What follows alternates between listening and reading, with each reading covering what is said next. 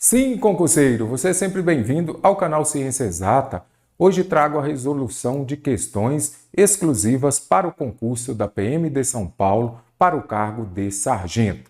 Na aula de hoje faço a correção de algumas questões retiradas da última prova aplicada pela VUNESP para esse cargo.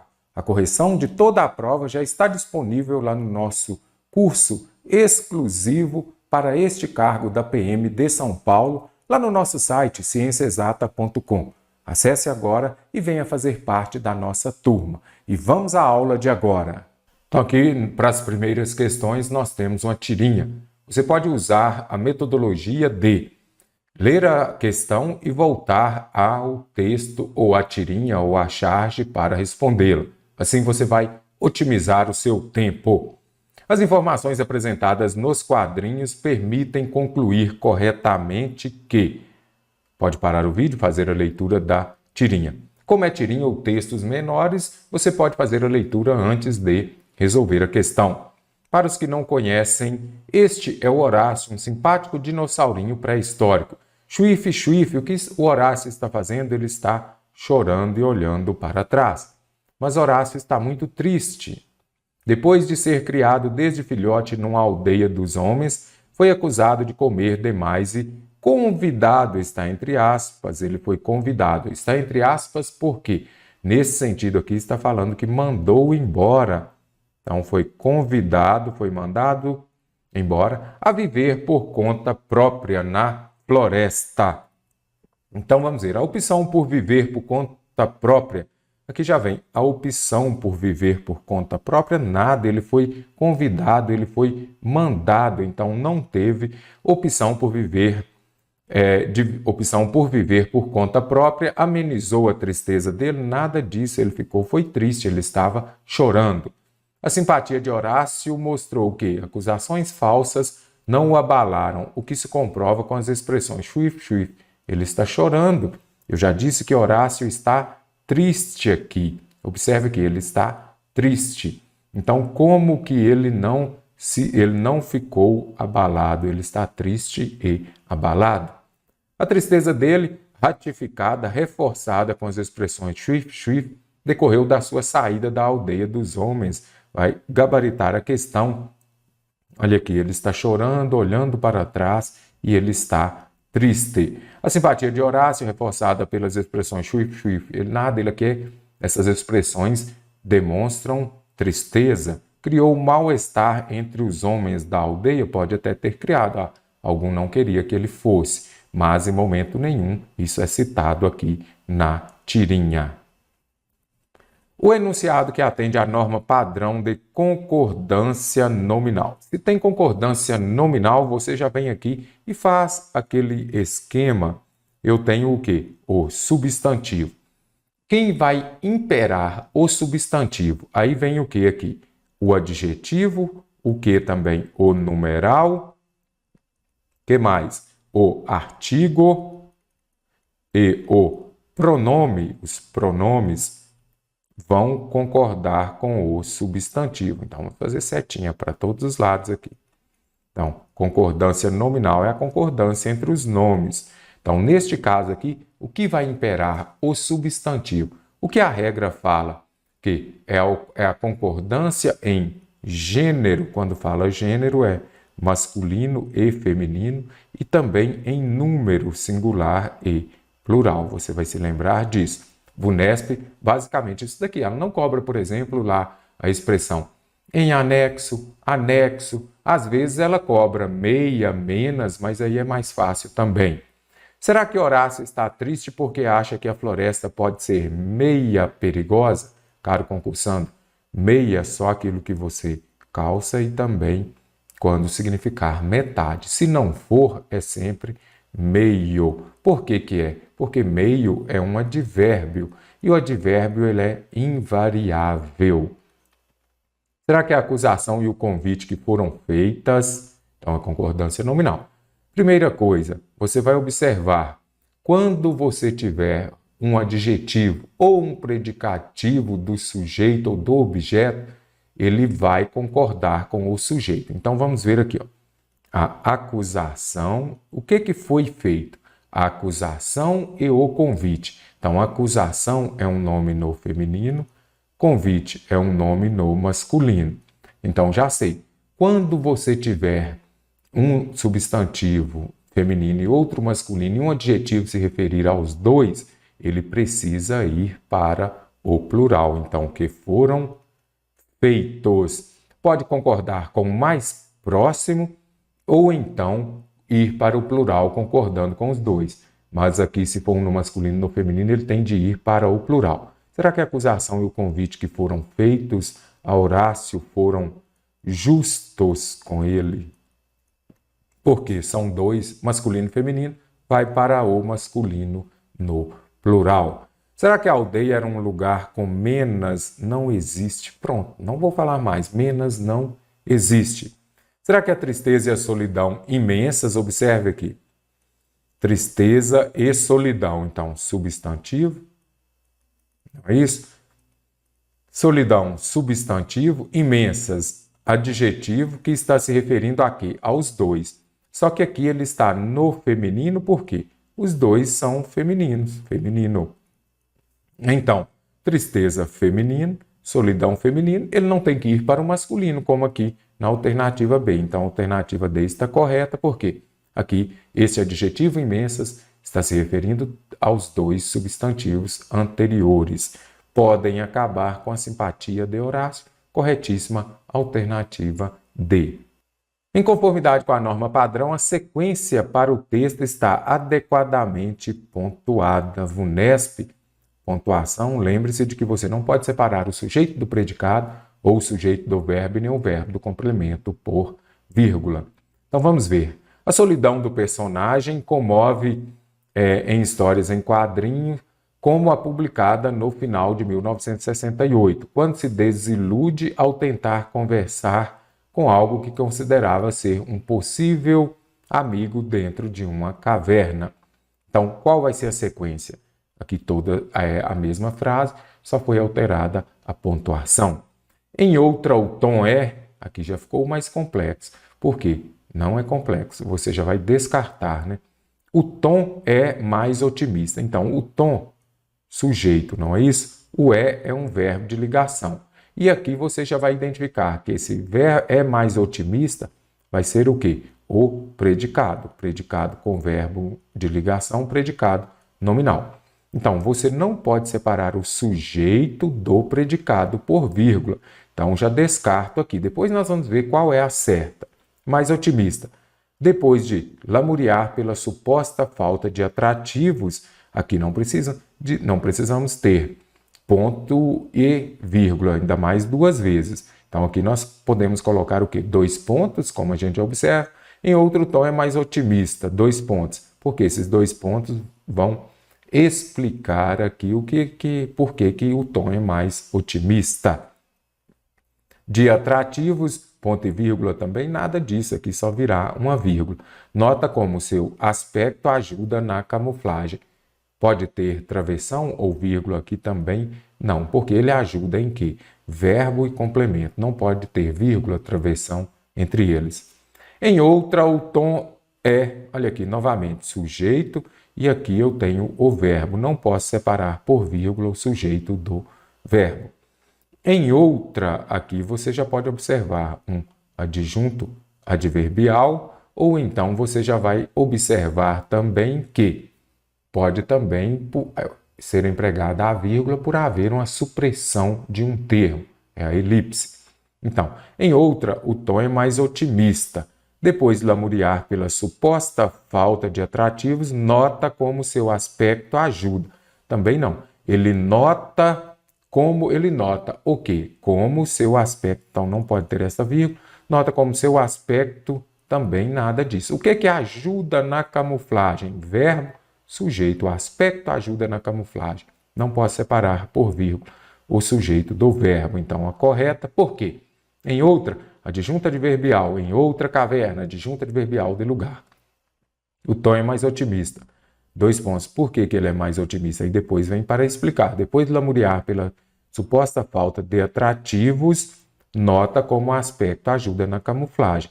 Então, aqui nós temos as orações coordenadas assindéticas, aquelas sem conjunção, que são separadas por vírgula. Então, está certinho a letra D, adjunta adverbial, depois 2 pontos, porque vai enumerar, que seja uma enumeração ou uma explicação, você pode usar os 2 pontos. E aqui as orações coordenadas assindéticas. Aí você vai pegar e colocar, separá-las por vírgula. O texto deixa claro que, então mais um texto aqui, o que você vai fazer? Você pode parar o vídeo se quiser fazer a leitura da verdadeira história do Papai Noel, aqui a parte 2 do Sérgio Rodrigues. Seu tempo não é muito, então você vai otimizar o seu tempo, você pode fazer a leitura depois, ou melhor, você faz a leitura da questão, da alternativa e volta ao texto.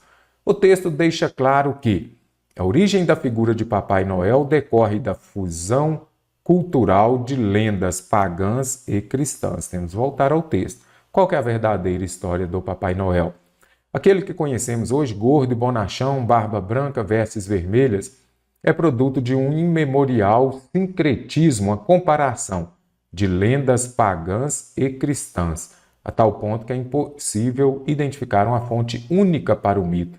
São várias fontes que estão diretamente relacionadas às lendas pagãs e cristãs. A origem da figura de Papai Noel decorre da fusão cultural, correta, alternativa A. A imprecisão quanto à origem do Papai Noel diminui sua aceitação ao redor do mundo? Nada disso. Aqui está falando da origem dele. Não se sabe exatamente qual é a origem. Observe, é impossível identificar uma fonte única para o mito. Sabe-se, porém, que sua aparência foi fixada e difundida para o mundo na segunda metade do século XIX por um famoso ilustrador e cartunista americano. O fato de não saber a origem dele não interfere, como fala aqui na alternativa B, na aceitação ao redor do mundo. A designação de Papai Noel como um mito é errônea, pois é uma figura nebulosa. Nada disso. Papai Noel é aquele gordo, bonachão, barba branca, vestes vermelhas. E todo mundo sabe que as crianças adoram. Nada de figura nebulosa. A origem do Papai Noel se deu no século XIX e deve-se ao ilustrador Thomas Nast. Será que é isso mesmo? Ok. Sabe-se, porém, que sua aparência foi fixada e difundida para o mundo na segunda metade do século XIX. Agora, a origem dele, quando surgiu, não se sabe. Sabe-se que essa figura, a forma dele aqui, que foi difundida, mas a origem, não. De acordo com as informações do texto, é correto afirmar que aqui está o nosso texto, a verdadeira história do Papai Noel, parte 1, parte 2, texto do Sérgio Rodrigues. A ideia de associar Papai Noel a São Nicolau foi do americano Thomas. Nada disso. Quando você observa aqui, o Thomas foi o quê? Sabe-se, porém, que sua aparência foi fixada e difundida para o mundo na segunda metade do século XIX pelo ilustrador e cartunista. Foi ele quem difundiu essa aparência e não foi ele que associou Papai Noel a São Nicolau. A generosidade e os milagres de São Nicolau alçaram-no ao mito de Papai Noel. Quando a gente observa aqui, vai falar de São Nicolau. Antes de prevalecer a imagem atual, um fator de unificação desses personagens era referência mais ou menos direta, quase sempre distorcida, por crenças locais a São Nicolau, personagem historicamente nebuloso que viveu entre os séculos III e IV da era cristã, que gozou da fama de ser, além de milagreiro, especialmente generoso com os pobres e as crianças. Observe só aqui, em preciso momento em que o costume presentear as crianças no dia de São Nicolau foi transferido para o Natal. Ou seja, São Nicolau gostava de presentear as crianças. E o Papai Noel é aquele gordo bonachão que também traz presente para as crianças. Então, a generosidade e os milagres de São Nicolau alçaram-no ao mito de Papai Noel. A presença do Papai Noel como distribuidor de presentes é uma criação recente? Não, isso é bem antiga. A sociedade atual prefere o Papai Noel de Thomas Nast por causa do tabagismo, nada disso. Hoje é uma sociedade tabagista. Mantendo o sentido original, o trecho do primeiro parágrafo está corretamente reescrito em qual? O único traço que destoa significativamente do Noel de hoje é o longo cachimbo que o personagem dele fumava sem parar. Vamos reescrevê-lo de forma correta. Esta questão está contemplando também regência. Então vamos ver. O único esboço que se dissocia significativamente do Noel de hoje é o longo cachimbo que o personagem dele fumava esporadicamente. Quando você observa aqui que destoa significativamente, dissocia são sinônimos, então dá para fazer. Dissocia, quem dissocia, se dissocia de alguma coisa. Regência está ok. Que o personagem dele fumava esporadicamente, quando fala fumar sem parar, é direto. Esporadicamente é o quê? De vez em quando. Então aqui não são palavras sinônimas, então essa alternativa não reescreveu de forma correta. O único detalhe que decorre significativamente do Noel de hoje é o longo cachimbo que o personagem dele fumava sucessivamente. Então, um atrás do outro. Ok, pode deixar. Mas e será que este verbo aqui está correto? Observe. O único detalhe que decorrer é o mesmo que correr. E aqui está o quê? Quando fala destoa, é aquilo que se difere, é algo que é diferente. Então, nada de decorre. Decorre não é sinônimo de destoar. A única característica que diverge, se diverge, difere, destoa, significativamente no Noel de hoje, é o longo cachimbo que o personagem dele fumava ininterruptamente. Ininterruptamente é o mesmo que sem parar. A única semelhança que se diversifica significativamente do Noel. Uma coisa é destoar. Diversificar é também ser diferente. Então, posso deixar? Posso. Cachimbo que o personagem dele fumava eventualmente, nada disso. Sem parar é constantemente. Eventualmente, de vez em quando, não é sinônimo, por isso descartei essa última alternativa. Na oração do terceiro parágrafo, o Brasil, como se vê, optou por uma tradução pela metade. O uso da preposição por mantém-se caso a forma verbal destacada seja substituída por. Então, aqui nós temos essa preposição. Por quê? Quem opta, ele vai optar por alguma coisa. Esta preposição é exigida pelo verbo optar. Pode ser substituída por apropriou-se por uma tradução? Não. Quem se apropria de alguma coisa. Questão contemplando regência. Você precisa identificar, exige uma preposição? E se exige, qual é a preposição? Valeu-se. Como se vê, valeu-se por alguma coisa? Não, valeu-se daquela situação, é de alguma coisa. Decidiu-se por uma tradução pela metade. Ok, quem se decide por alguma coisa. Utilizou-se por uma tradução? Não, quem se utiliza de alguma coisa. Novamente, regência. Quer melhorar sua aprendizagem em regência? Leia bastante, além de resolver muitas questões. No nosso curso temos as aulas, a resolução das questões comentadas por assunto. Vá na seção de regência e resolva todas as questões. Na passagem, a oração destacada pode ser substituída sem prejuízo de sentido. Então, vamos grifar aqui. Sem prejuízo de sentido e em conformidade com a norma padrão por. Você já identificou o embora. Sempre a VUNESP cobra embora nas suas provas. Embora, ela é uma conjunção concessiva. O que é uma conjunção concessiva? Vou explicar para você agora sobre as orações subordinadas adverbiais concessivas, especificamente a conjunção embora, que a VUNESP cobra bastante. Trouxe aqui uma breve explicação dessas conjunções subordinadas adverbiais concessivas. Muita gente tem dificuldade. Memorize, anote. Imagino que você que acompanha as aulas aqui nos nossos cursos também já saiba. Quando fala lá da concessiva, simples assim, ó, ela indica um fato oposto. Então aqui nós temos ao embora, Já vou colocar aqui. Ela indica um fato concessiva, indica um fato contrário ao da oração principal, mas não impede aquela ação expressa na oração principal de acontecer.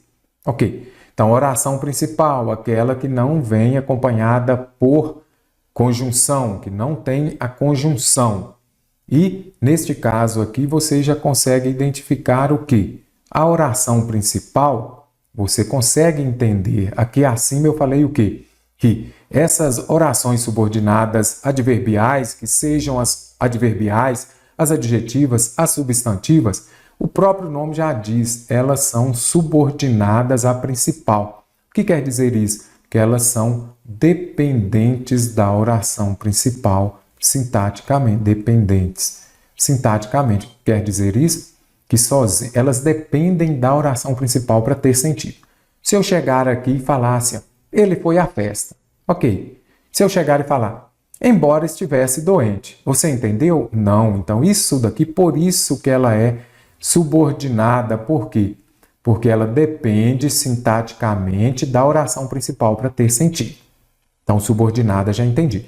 As coordenadas, elas são independentes. Você já consegue compreendê-las sem precisar uma da outra. Agora, voltando à concessiva que a VUNESP adora. As concessivas, elas expressam o quê? Uma ideia contrária da oração principal. Então, olha a oração principal, ele foi à festa. Quem está doente é contrário a ir à festa, não é? Mas, dessa oração concessiva aqui, ela não vai impedir o fato expresso na oração, colocar aqui, na oração principal de acontecer. Bem simples assim. Embora estivesse doente, foi à festa. É uma oposição, festa e doença? Sim. Mas ele foi ou ele não foi? Ele foi, então.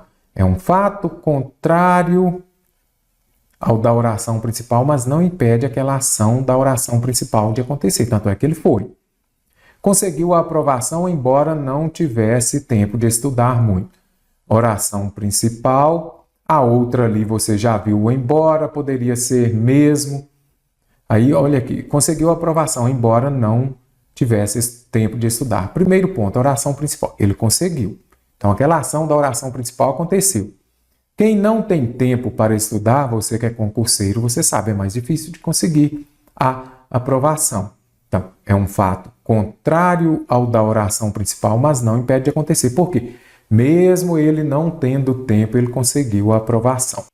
Então, agora que você já memorizou o que é uma oração subordinada adverbial concessiva, vamos resolver a questão. Pode ser substituída essa oração por qual outra? Embora aqui nós temos de ler toda ela. O costume de presentear as crianças no dia de São Nicolau foi transferido para o Natal. Então, vamos pegar só aqui. O costume, vamos simplificar, foi transferido para o Natal na maior parte dos países europeus. Embora a data primitiva ainda seja observada por parte da população na Holanda e na Bélgica. A concessiva não é aquela uma ideia oposta da oração principal, mas não impede de acontecer. Qual que é a ideia da oração principal? Observe aqui, a data foi transferida na maior parte dos países europeus. Foi concretizada essa transferência? Foi. Ideia oposta da oração principal, mas não a impede de acontecer, ou seja, a transferência ocorreu, mesmo tendo uma ideia oposta que é essa da ideia primitiva ainda ser observada por parte da população. Mesmo que a data primitiva ainda será, não. Quando aparecer mesmo que, você vai usar o seja. Então, o correto aqui seria o quê? Mesmo que a data primitiva ainda seja observada por parte da população. Se eu falar será, será é futuro. E aqui, quando eu falo seja, que eu seja, que tu sejas, você vai se lembrar de que é o presente do subjuntivo. Isso daqui é presente. Eu não posso falar que é futuro porque é algo que já acontece. Uma vez que vai expressar uma ideia de causa. Causa é aquilo que ocorre primeiro e vai levar a uma consequência. Tanto que é uma consequência. Aqui nós temos uma conjunção consecutiva e nada de concessiva. Apesar de a data primitiva ainda ser observada, apesar de ela expressa uma ideia de concessão. Igual o embora, ser observado por parte da população na Holanda e na Bélgica. Então você vai se lembrar disso, que essas concessivas expressam a ideia oposta da oração principal, mas não impede aquela ação da oração principal de acontecer.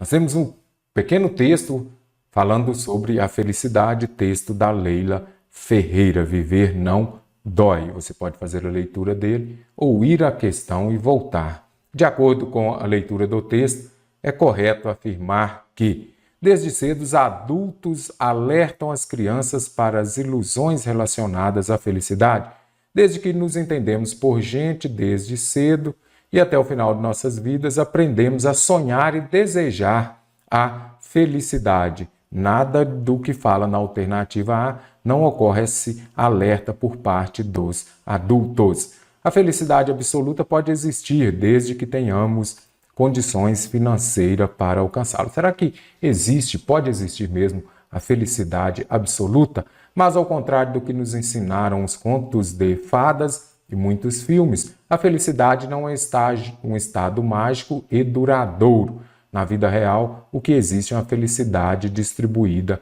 em conta-gotas. Então, quando a gente volta aqui, ela pode existir, em momento nenhum fala que se tiver dinheiro, você será absolutamente feliz. Na realidade, pode-se viver a felicidade plena quando encontramos. Essa felicidade plena está diretamente relacionada ao fato de encontrar alguém que nos ama verdadeiramente. Nada disso. Aqui o que está falando o quê? Que a felicidade ela é distribuída em conta-gotas. É um pôr do sol, um beijo, um café recém-coado, um livro bom, uma amiga que nos faz rir. São situações e momentos que vamos empilhando com o cuidado e a delicadeza que eles merecem. Alegrias de pequeno e médio porte até grandes, ainda que passageiras alegrias. Então, não está relacionado ao fato de você encontrar alguém que te ame verdadeiramente. Pequenos gestos e acontecimentos do cotidiano não podem nada, eles podem compor um quadro de felicidades. É o que ela denomina de felicidade distribuída em conta-gotas. A ideia de felicidade faz parte de nosso imaginário e nos acompanha ao longo da vida. Desde que nos entendemos por gente até o final de nossas vidas, aprendemos a sonhar e desejar a felicidade. No trecho, o termo e a expressão destacados estabelecem sentido de que são situações e momentos que vamos empilhando com o cuidado e a delicadeza que eles merecem. Aí você vem e faz a pergunta: como vamos empilhando com o cuidado e a delicadeza? Se você faz a pergunta com, então eu tenho aqui o quê? Um advérbio de modo, nada de concessão, instrumento, finalidade, meio, nada disso. Pequeno e médio porte e até grandes, ainda que passageiras. Aquilo que passa, quando fala ainda que passageiras, se está se referindo a algo passageiro, está se referindo à ideia de tempo. Por isso que está correta. Sinal alternativo em que as palavras estão empregadas em sentido próprio. É o mesmo que sentido denotativo, de dicionário. Então vamos colocar aqui. A felicidade não é um estado mágico. Quando fala felicidade, estado mágico é uma magia. Então aqui foi empregado em sentido figurado essa descrição da felicidade. Felicidade distribuída em conta-gotas, seria bom ir à farmácia e comprar esta felicidade em conta-gotas. Quando fala em conta-gotas aqui, seria aos poucos. Um café recém-coado, um livro bom, uma amiga que nos faz rir. Aqui toda a frase foi empregada em sentido próprio. São situações e momentos que vamos empilhando. A gente consegue empilhar os momentos? Nada disso. Alegrias de pequeno e médio porte, olha, alegria grande de 1 metro, de 2, nada disso também. Aqui foi empregada em sentido figurado e eu precisava de sentido próprio. Assinale a alternativa em que a pontuação das frases e a acentuação das palavras estão de acordo com a norma padrão da língua portuguesa. Comece pela mais fácil, pontuação ou acentuação, pontuação, SVC. Para várias, nada disso. O correto seria várias pessoas. Paroxítona terminada em ditongo são acentuadas. Para várias pessoas, vírgula. A busca da felicidade depende. Depende de quê? Então, aqui eu tenho o verbo e aqui eu tenho o complemento. Não posso separar por vírgula o verbo do complemento. Depende de quê? De uma análise, ela é proparoxítona. Antepenúltima sílaba é a tônica. Proparoxítona, todas são acentuadas. Aí já ficou fácil. Proparoxítona. Senta aqui. Há pessoas que creem, ok, as formas crer, os verbos, né? Credelever, ou seja, as formas creem, veem, que mais? Deem e leem não mais possuem acento. Então já venho aqui e descarto. Há pessoas que creem, quem crê, crê em alguma coisa. Verbo complemento, não pode ter vírgula. Numa felicidade plena e livre, ela é livre, se é livre é de qualquer coisa. Não separa o substantivo do adjunta de nominal nem do complemento nominal. Livre de qualquer impedimento e acreditam as pessoas aqui. É o mesmo sujeito, então não pode ter vírgula.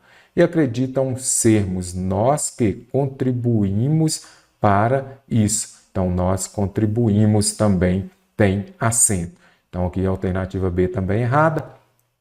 Por mais que tentemos evitar vírgula, muitas vezes pode vir separado por vírgula ou não, porque é um adjunto adverbial de curta extensão. Aí pode ser. Muitas vezes a infelicidade é característica da existência humana, está errado. Por mais que tentemos evitar, muitas vezes a infelicidade é característica da existência humana. Ela é característica de quê? Novamente, eu tenho um substantivo, não vou separar o complemento nominal do substantivo por vírgula. Conforme vamos amadurecendo, vírgula, aprendemos que a felicidade é uma ideia, não mais tem acento inalcançável. Certinho, alternativa D. Não acentua os ditongos abertos ei, oi e el das paroxítonas, porque se for uma oxítona ou monossílabo, eles são acentuados. São estúpidas, faltou acento, as pessoas que desejam a felicidade apenas para si próprias, uma vez que devemos ser, não pode ter essa vírgula também, empáticos com todos. Tem vírgula, não posso separar por vírgula o sujeito do predicado, o sujeito do verbo e nem o verbo do complemento. A alternativa que preenche as lacunas de forma correta é suas impressões sobre a felicidade. As impressões, eu falo que elas divergem? Não, elas divergem. Já eliminei duas alternativas. Aí você faz a pergunta com o verbo. O que diverge? Suas impressões. Sujeito no plural, verbo no plural. Divergem, se diverge, diverge de alguma coisa. Então, divergem das minhas, porque aquilo que diverge, diverge de alguma coisa. Pois valorizam aspectos relacionados, então divergem da, aqui divergem sobre, eu descartei, divergem com, então alternativa B. Divergem das minhas, pois valorizam aspectos relacionados à condição financeira. Se é relacionado a alguma coisa, lembre-se disso. Então, o vocábulo relacionado, se é relacionado a alguma coisa, mas o A de condição deu A com acento indicativo decrado. É relacionado ao ato. Deu ao antes de uma masculina, eu usarei crase antes de uma feminina, por isso a alternativa B está correta.